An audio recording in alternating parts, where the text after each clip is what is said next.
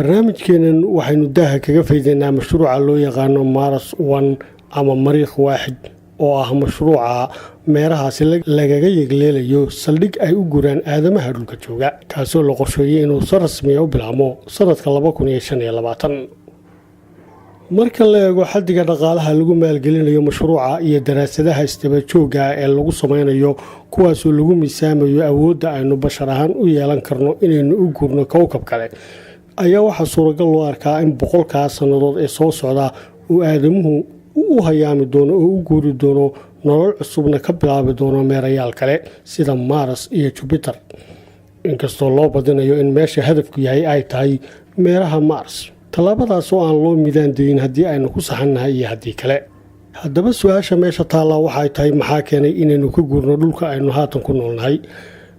waxaana loo aanaynayaa 2 sababood oo ugu waaweyn sababta looga guurayo dhulka kuwaasoo aata hore ay tahay inaynu had iyo goor doonayno inaynu daaha qaadno waxyaabo cusub safarkana aynu jecelnahay oo dadka badankiisu jeclaan lahaayeen inay ku noolaadaan kowkab kale amaba ugu yaraan ay fasaxyada sanadka isaga dabqaadi lahaayeen dhulka iyo meeraha kale sababta labaadna waa iyadoo dhulka looga baqayo xumaanta uu aadamuhu gacmihiisa kusii kasbanayo ee ka taagan haddaynu ku horeyno sababtii hore ee ahayd rabitaankeenna inaynu daaha qaadno waxyaabo cusub oo aynu gaadhno guulo taariikhle iyo kuwa qowmiyadeed oo aynaan hore u gaadhin waxaa xilligan jira 3 hay-adood oo waaweyn oo gacanta ku haya hawsha aadamaha dhulka ku nooli ugu hayaamayo dhanka meerayaasha kale kuwaasoo kala ah hay-adda Mars 1 SpaceX iyo wakaaladda sahminta hawada sare ee NASA ee dalkaasi Mareykanka dhaleecayn badan ayuu la kulmay mashruuca Mars 1 taasoo uu ku kasbaday iyadoo loo arkay in qorshihiisa tegitaanka Mars uu yahay mid aan waaqic ahayn oo ay adag tahay inuu qabsoomo sanadkii 2015 bay ahayd markii guddoomiyaha wakaaladda NASA Malcolm Griffin uu sheegay inuu dareemayo maalin aanu garanayn xilliga ay iman doonto maalintaa oo ku sheegay inay tahay maalin dadka hawada sare ku nool ay ka tiro badnaan doonaan dadka dhulka ku nool haddii hadalkiisa la eegana macnaheedu waa inaynu deegaameyn ku samayn doono meerayaasha kale oo ah dhul xilligan iska bannaan oo balood laguga qabsanayaana aanu jirin haddaba marka laga tago daaqaanisteena meerayaasha cusub maxaa la filayaa haddii aynaan wax kala doonayn in aynu dhulka ka guurno mooyaane sanduuqa caalamiga ee ilaalinta deegaanka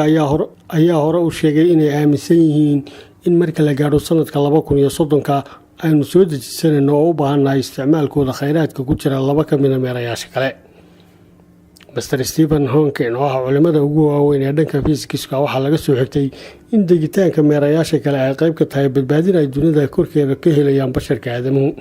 waxaana uu ku adkaystay in 1000 sannadood ee soo beegan ay suuragal tahay inuu aadamuhu ka dhammaado oo ka tafirgo oo dhulka nolol cusubna laga bilaabo hawada sare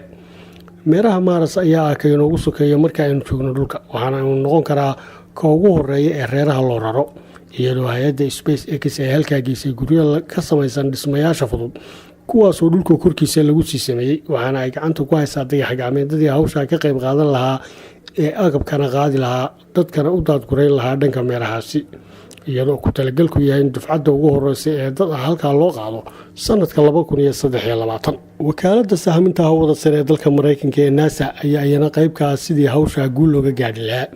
iyadoo sanadka 2035 uu noqon doono mid si caadi ah ay hawsha u hirgasho haddaba iyadoo taariikhahaasi aan ahayn kuwo sidaa u fogaya haddana iyadoo ay inaguba adag tahay inaynu gacanta ku qabanno nolosha koonkan dhuleed ee aynu ku noolnahay waxaa inagu sii adkaan doonta sidii aynu u maamuli doonno kowkabyo ama meerayaal kale oo nagu cusub inkastoo ay jirto inaynu cidhiidhi gelinay noolihii kale ee dhulka inagula noolaa malaayiin ka mid ah noolahaas ay u dhintaan deegaan la-aan kadib markaynu bashar ahaan deegaameynay meelihii gabaadka u ahaa noolayaasha kale sida kaymihii iyo camuudii halka innaga lafteennuna aynu sanad walba iska horjeedno oo iska dillo tiro aad fara badan wadamo badan oo dunida ku yaalana deymo badan lagu yeeshay oo ay cidhiidhi saaran yahay isticmaalkii mukhaadaraadka kale iyo cabitaankii khamriguna oo korusi kacayo cudurrada iyo saxaaxumaduna ay sii kordhayaan sababahaasina ay yihiin kuwo ku filan inay dadka qaarkii u hayaamaan hawada sare